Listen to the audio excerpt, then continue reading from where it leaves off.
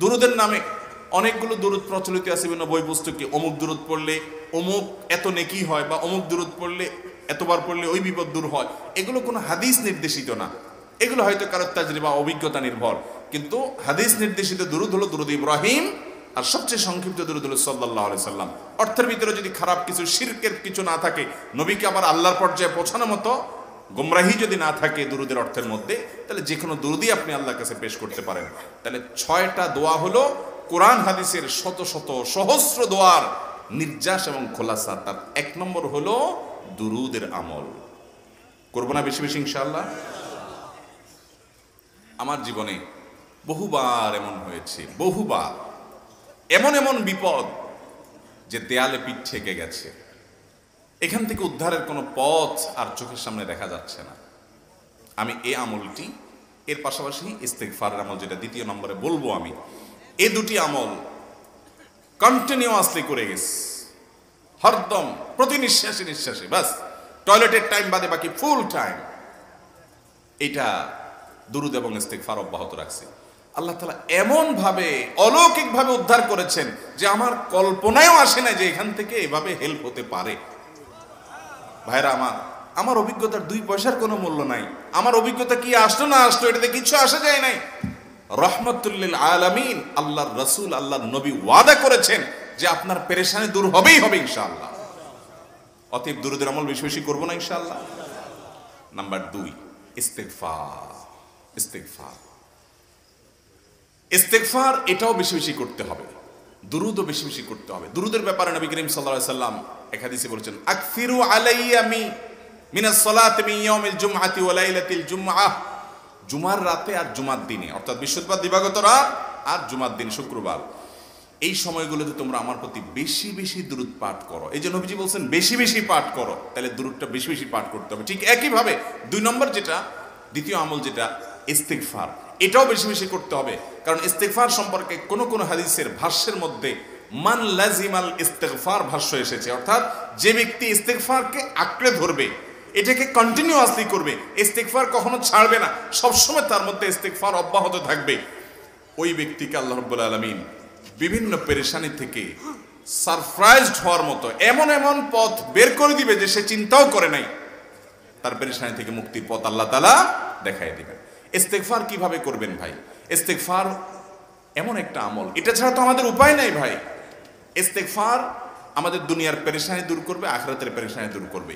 দুনিয়ার পেরেশানি আমাদের বিপদ আপদ মুসিবত, এগুলো রিজিকের অনটন অভাব এগুলা, আর আখিরাতের পেরেশানি হলো আমাদের পাপ গুনাহ এগুলা। কোরআনে কারিমে আল্লাহ রাব্বুল আলামিন সূরা নূহের মধ্যে আল্লাহ নবী নূহ আলাইহিস সালাম তার সম্পর্কে বলছেন, ফাকুলতুস্তাগফিরু রাব্বাকুম ইন্নাহু কানা গাফফারা ইউরসিলিস সামাআ আলাইকুম মিদরারা ওয়া ইউমদিদুকুম বিআমওয়ালিন ওয়া বানিন ওয়া ইয়াজআল লাকুম জান্নাতিন ওয়া ইয়াজআল লাকুম আনহারা। তিনি বলেন, আমি বলেছি আমার জাতিকে তোমরা ইস্তেগফার করো, আল্লাহর কাছে ইস্তেগফারটা করতে থাকো, করতে থাকো। রুটি রুজি নাই, চাকরি নাই, ইনকাম নাই, ব্যবসা খারাপ যাচ্ছে, পেরেশানি হচ্ছে, ইস্তেগফার ধরো, কি হবে? ইন্নাহু কানা গাফফারা।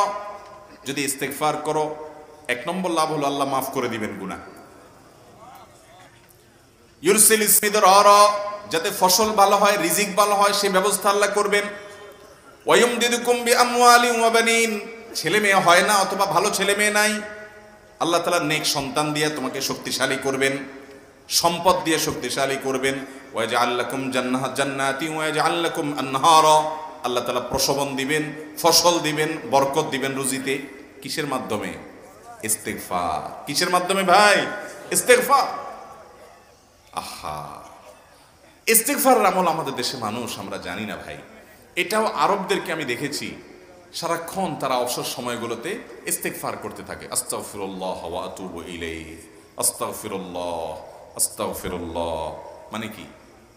আল্লাহর কাছে আমি ক্ষমা প্রার্থনা করি, আল্লাহর কাছে আমি মাপ চাই, আল্লাহর কাছে আমি তওবা করি, আল্লাহর দিকে আমি ধাবিত হই, আল্লাহর কাছে আমি ফিরে যাই, আস্তাগফিরুল্লাহ আস্তাগফিরুল্লাহ। আপনি বসে আছেন নিরিবিলি, ভাইরা আমার এখন আর নিরিবিলি বলতে কোনো সময় নাই, এখন আর ফ্রি টাইম নাই, এখন আর আমাদের অবসর টাইম নেই। আস্তাগফিরুল্লাহ কখন বলবো? মোবাইল টিপতে টিপতে টিপতে টিপতে, ফেসবুকের নোটিফিকেশন দেখতে দেখতে দেখতে, লাইক কমেন্ট গুনতে গুনতে আমাদের এখন কোনো ফুরসত নাই, বাহিরে তো নাই, টয়লেটে গেলেও তখন আমাদের ব্যস্ততা মোবাইল নিয়ে, ফেসবুক নিয়ে, ঘুমাইতে গেলেও আমাদের ব্যস্ততা। ও ভাই আমার, অথচ আমার হায়াত শেষ হয়ে যাচ্ছে, আমল নামার শূন্য খালি, ফেসবুক টিপাটিপিতে পরিপূর্ণ। আল্লাহর কাছে কি নিয়ে যাবেন? ইস্তেগফার করবেন তো ইনশাআল্লাহ?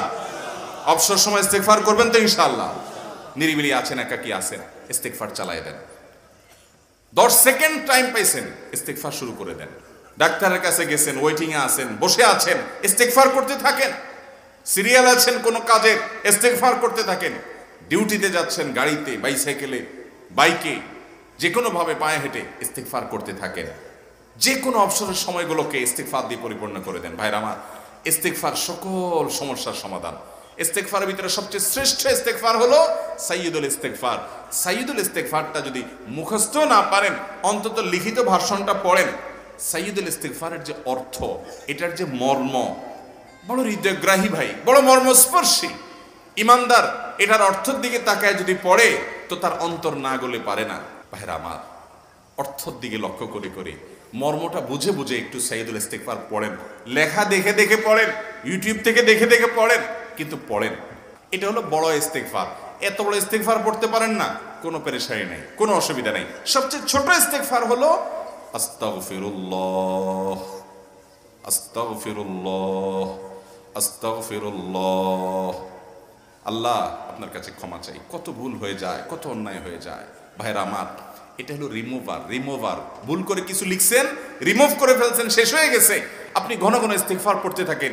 অগণিত ভুল হয়, অগণিত ত্রুটি হয়, বারবার ইস্তেগফার এগুলোকে সবগুলোকে শেষ করে দেয়। ভাইরা আমার, নিরাপত্তা এনে দেয়। আল্লাহ কোরআনে কারিমে বলেছেন যে আপনার রব আপনার কওমের প্রতি আযাব নাজিল করবেন না যদি আপনি থাকেন। আর যদি তারা ইস্তেগফারে রত রাখে, তাহলে গণ আযাব আল্লাহর পক্ষ থেকে আসবে। অতএব ভাইরা আমার, ইস্তেগফার বেশি বেশি করতে হবে। 6টা আমল, 6টা জিকির, দোয়া হলো শত শত হাজার দোয়া এবং জিকিরের সান্নিধ্যাসের। দ্বিতীয়টা হলো ইস্তেগফার। চেষ্টা করবো না ইনশাআল্লাহ ইস্তেগফার করা, চলতে ফিরতে আস্তাগফিরুল্লাহ ওয়া আতুবু ইলাইহি, অথবা শুধু আস্তাগফিরুল্লাহ। আরেকটা ইস্তেগফার হাদিসে বর্ণিত, আস্তাগফিরুল্লাহাল্লাযী লা ইলাহা ইল্লা হুয়াল হাইয়ুল কাইয়্যুম ওয়া আতুবু ইলাইহি ওয়া লা হাওলা ওয়া লা কুওয়াতা ইল্লা বিল্লাহ। এটাও ইস্তেগফার। তাহলে একটা বড় ইস্তেগফার, একটা মিডিয়াম, একটা ছোট, যার যেটা সুবিধা হয় এটা পড়েন। বড়টা হলো সাইয়্যিদুল ইস্তেগফার, সবচেয়ে শ্রেষ্ঠ ইস্তেগফার, যেটা হাদিসে বর্ণিত হয়েছে। সাইয়্যিদুল ইস্তেগফার নবীজি সকাল সন্ধ্যা পাঠ করতেন, বিভিন্ন সময় পাঠ করতেন, রাতে পাঠ করার কথা বলতেন। সাইয়্যিদুল ইস্তেগফার পাঠ করলে আল্লাহ রাব্বুল আলামিন ওই দিনে, ওই রাতে, ওই ব্যক্তি মারা গেলে তার সব গুনাহ খাতা মাফ করে তাকে জান্নাত দিবেন ইনশাআল্লাহ। অতএব ভাইরা আমার, সাইয়্যিদুল ইস্তেগফার সবচেয়ে বড়, আস্তাগফিরুল্লাহাল্লাযী লা ইলাহা ইল্লা হুয়াল হাইয়ুল কাইয়্যুম ওয়া আতুবু ইলাইহি ওয়া লা হাওলা ওয়া লা কুওয়াতা ইল্লা বিল্লাহ। এটা হলো মাঝারি ধরনের। আর সবচেয়ে ছোট ইস্তেগফার হলো আস্তাগফিরুল্লাহ ওয়া আতুবু ইলাইহি। তাহলে 6 আমলের কয়টা গেল? 2টা। প্রথমটা হলো দুরুদ, আর দ্বিতীয়টা হলো ইস্তেগফার। নাম্বার 3, এটা আমাদের বেশিরভাগ মানুষ জীবনে হয়তো শুনেনও নাই। অনেকে হয়তো শুনছেন, আমল করা হয় না। খুব সীমিত সংখ্যক আল্লাহর বান্দার আমলের তৌফিক হয়। সেটা হলো ইয়া যাল জালালি ওয়াল ইকরাম।